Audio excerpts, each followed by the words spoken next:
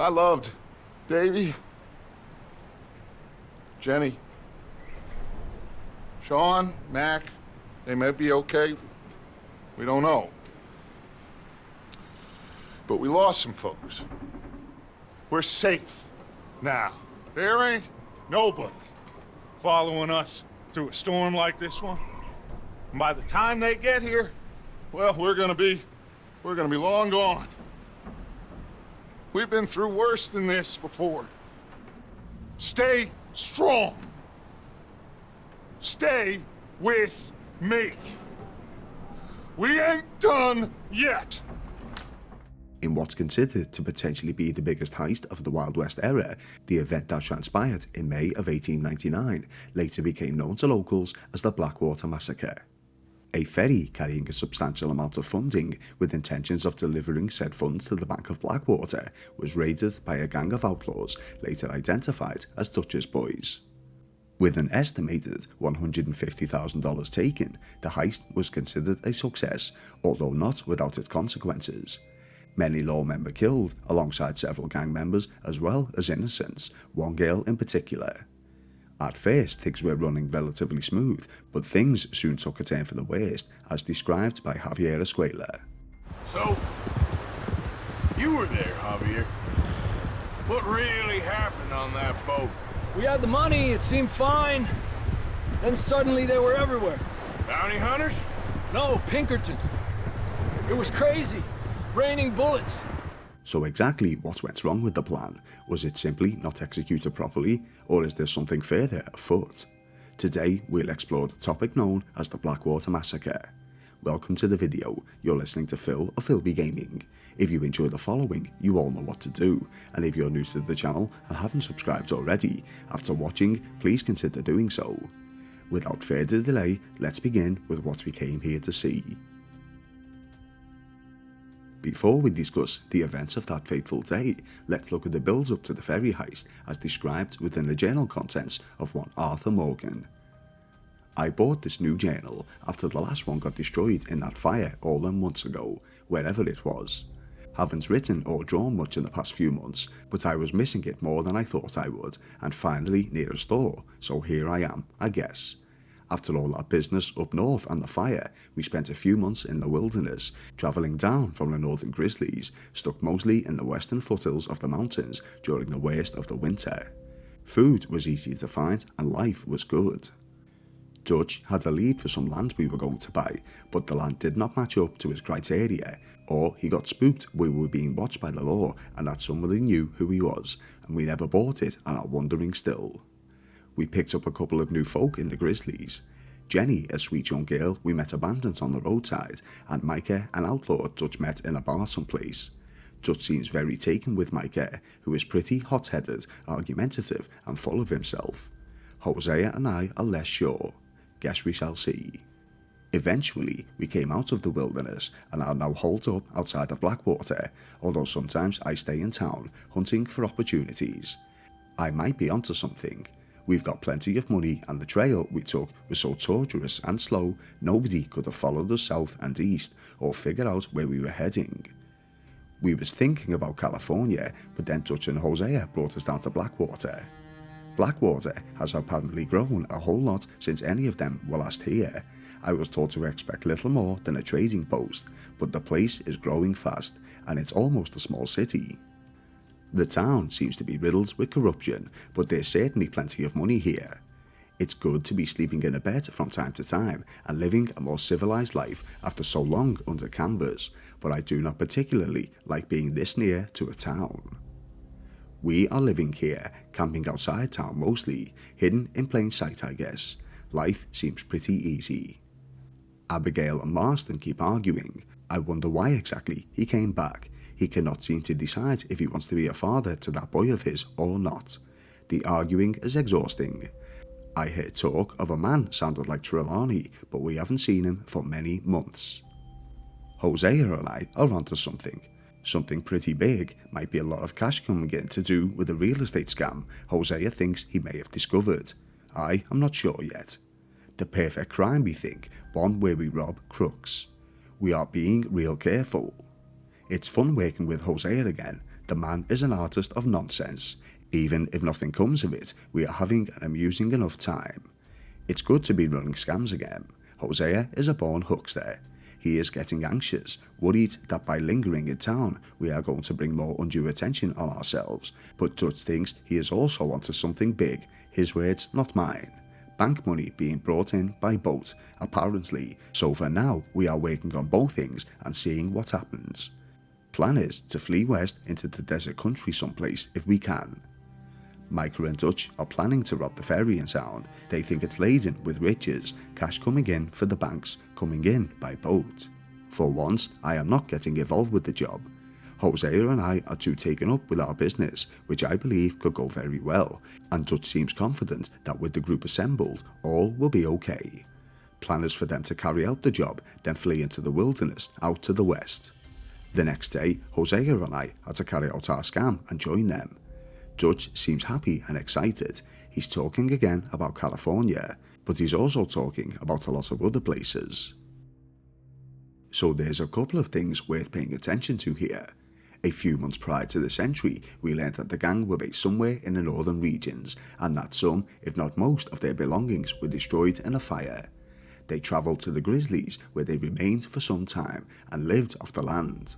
Dutch had plans to purchase some land but chose not to, and although it's unclear exactly where, given their current setting and resource availability, the plan was more than likely to remain in that region. They met Jenny by the roadside and Micah in a bar, which we later learned during a camp conversation was when he saved Dutch from some undesirables. Following this, both were initiated into the gang.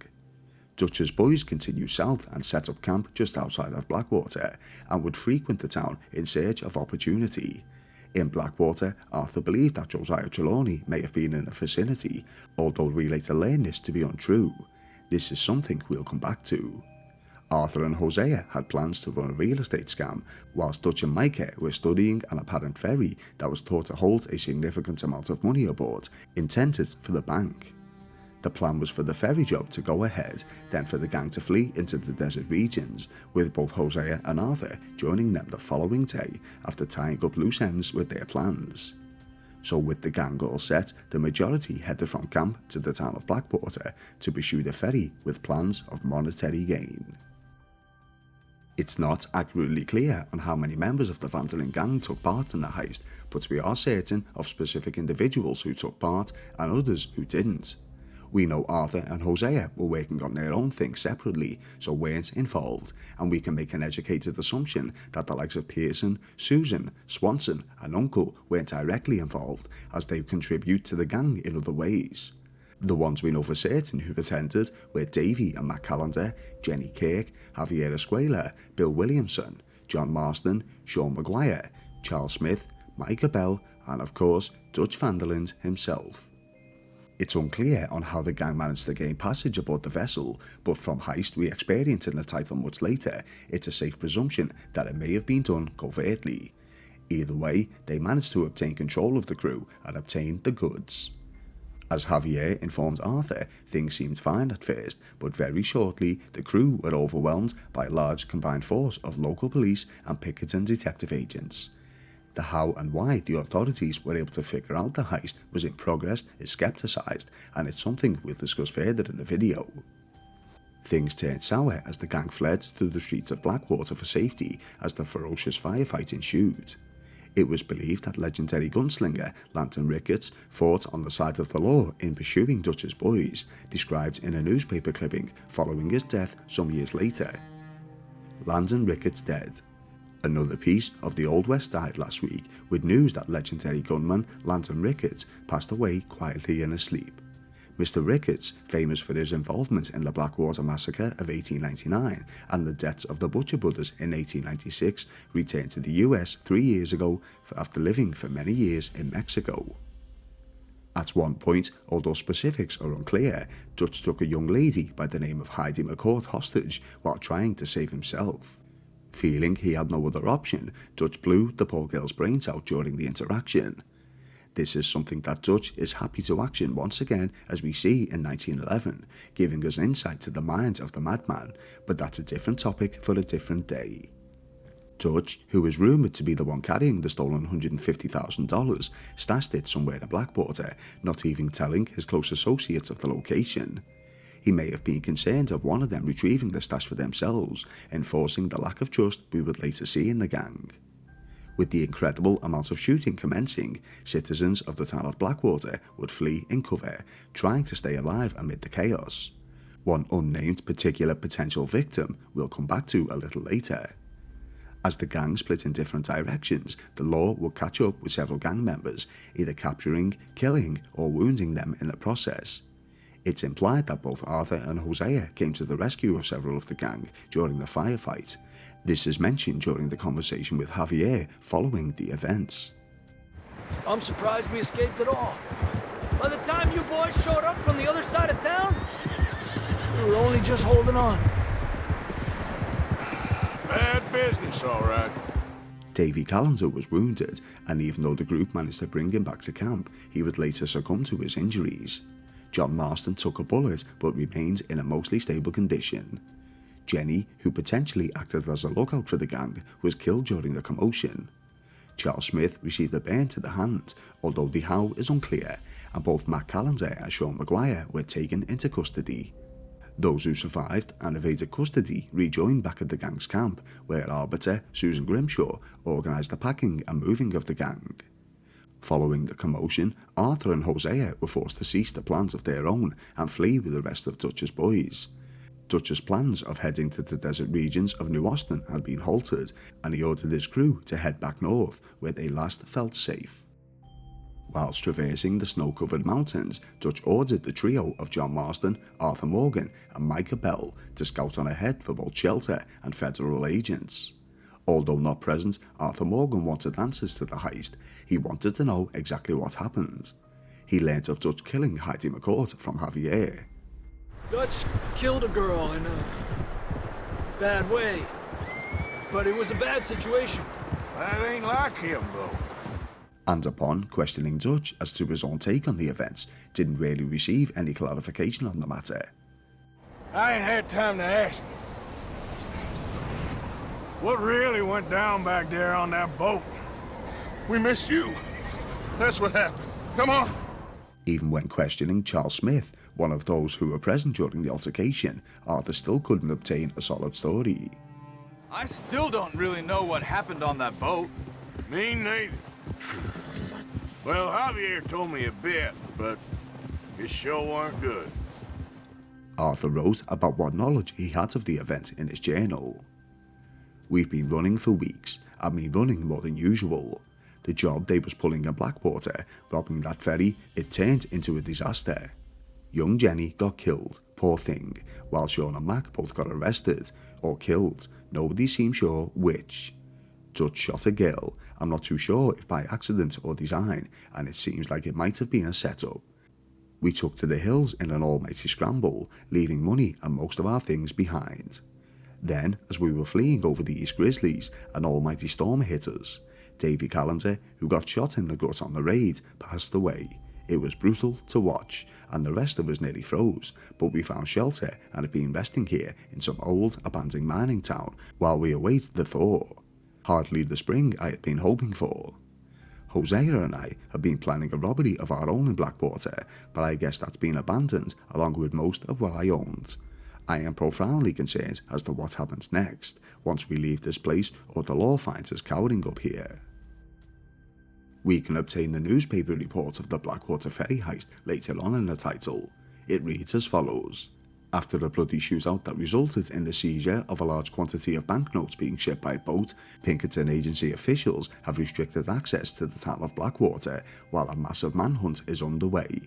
Officials issue bounties on the head of Dutch Vanderland and his gang, commonly known as Dutch's Boys. Banks looked to shipping assets via boat as a more reliable means of transportation, impervious to thieves. The deadly attack resulted in the loss of $150,000, the largest robbery in the region in recent years. Authorities believe that the men may have stashed the money in Blackwater before fleeing. Reports indicate that many are searching high and low for the stash, upending public spaces and neighbours' gardens.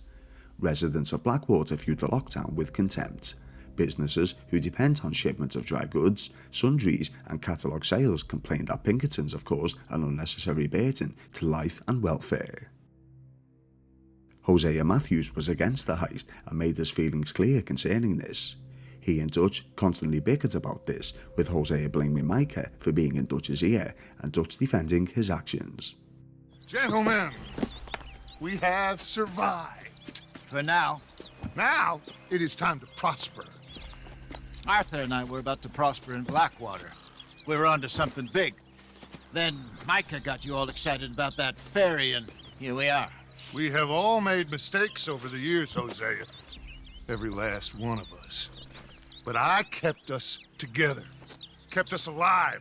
Kept the nooses off our neck. I guess I'm just worried. I ain't got that long, Dutch. I want folks safe before I go. Me too. And now we are stuck east of the Grizzlies and out of money, and a long way from our dream of virgin land in the west. I know, my brother, but we are safe. We make a bit of money here, then we move again, head out around them, be west of Uncle Sam, in a few months, buy some land. I hope so. As the surviving members of the gang would recuperate, some would reflect on the events known as the Blackwater Massacre. Got my wings clipped there, then nearly got eaten by a pack of wolves. Maybe I should learn my lesson. And just hope Dutch has learned his. I love Dutch. Y'all know that. But we're bad men. We're fighters, I know. But sometimes I start thinking about that girl. Well, Javier knows what we saw, and it weren't pretty. Ask Micah. Although he encouraged it, weren't pretty at all. I just hope Dutch was right when he said that we had to do it to survive. Sometimes you just gotta do really bad things, I guess. The gang would later learn of the fate of the two captured crew members, Sean Maguire and Matt Callender. Sean was being transported by Ike Skelding's boys, a faction of bounty hunters, and would need rescuing, and Matt Callender, whom was wounded during the firefight, was found by Pinkerton detective agent Andrew Milton before receiving what was described as a mercy killing, totaling the Vandalin gang death count now to 3. This is my offer, Mr. Morgan. Bring in Vanderlyn, and you have my word you won't swing. Oh, I ain't gonna swing anyways, Agent, Milton. You see, I haven't done anything wrong, aside from not playing the games to your rules. Spare me the philosophy lesson. I've already heard it from Mac Callender. Matt Callender? He was pretty shot up by the time I got to him. So really, it was more of a mercy killing. Slow, but merciful. It's skepticised as to how law enforcement learns of the ferry heist and how they were able to act so quickly and accordingly, with many believing there was an informant in the group. The obvious name thrown into the mix would be Micah Bell, as we know of his betraying ways, ensuring his own survival, but considering he was alongside the group during the heist, it seemed a heavy risk if he were to be aware of the upcoming firefight. If there was an informant, I'd place the blame on none other than Abigail Roberts. Abigail had her reasons for betraying the group. There was a mention in Arthur's journal of her and John bickering so often. Abigail wanted John out of the life, but in his stubbornness, he would refuse. It's thought that she informed the law of the events of Blackwater in hopes that most of the gang, primarily Dutch Vanderlins, would be captured or killed during the raid, providing John with more of an influence to leave. But similar to Micah, this would have placed John in a dangerous situation, so it's possibly not the case. The most logical reasoning for the Pinkertons and Blackwater Police Department showing up was sloppy planning. Hosea Matthews was always the brains behind each operation and often anticipated every outcome, meticulously planning each potential avenue. When it came to the ferry heist, Hosea was against the plan. He felt something was off, and he was right. Hosea expressed to Arthur how he felt the gang's presence was becoming exposed in Blackwater the longer they stayed there, and with Dutch not being the primary planner, accompanied by the hot-headed ways of Micah Bell, it's not far-fetched to think that the authorities became aware of the gang's plans long before they were executed. They knew that the heist would occur during the arrival of the vessel itself. This is something we would see so often in the future as the gang continue their outlaw ways. But one question still remains: the Strange Man, a peculiar individual whom confronts John Marston some years later and knows the full details of the Blackwater Massacre, and more importantly, the slaughter of Heidi McCourt. Do I know you? I hope so. I seem to know you. I'm pretty good at remembering faces. Are you? Do you remember Hattie McCourt's face? Who? She was a girl Dutch Vanderlyn shot in the head on that raid on the ferry a few years back. Same one you got shot on. Pretty girl, until her eye was hanging out by a thread of tendon and her brain was plastered over a wall. Not really. Then why would you remember me, friend? You've forgotten far more important people than me. Some scepticise that John doesn't remember Mrs. Court, as he claims, but I'd wager that he is just covering the tracks of a life he wishes to have no part in anymore. But how would the Strange Man know the specifics of the heist unless he was present? Referring back to Arthur's journal, during the gang's time in Blackwater, there was talk of a man who resembled Josiah Trelawney. We later learn from the man himself that he wasn't in Blackwater during this time, and he later visited, trying to find his associates. Making new friends again, I see, Arthur. Look who we found sniffing about. Josiah Trelawney. The very same. Well, I thought you'd gone to New York. And miss all this glamour. You must be joking. How are you? Well, quite well indeed. I went to Blackwater looking for you gentlemen. You're not very popular there, it seems. Now, if we look at the appearance of both Trelawney and the Strange Man, it's strikingly similar. Was the Strange Man present during the ferry job? Was he wounded during the firefight between the gang and the law, and later come back to confront John as either a living soul or something different? Let me know your thoughts in the comment section. Thank you all for watching. You've been listening to Phil of Philby Gaming, and I'll see you in the next video.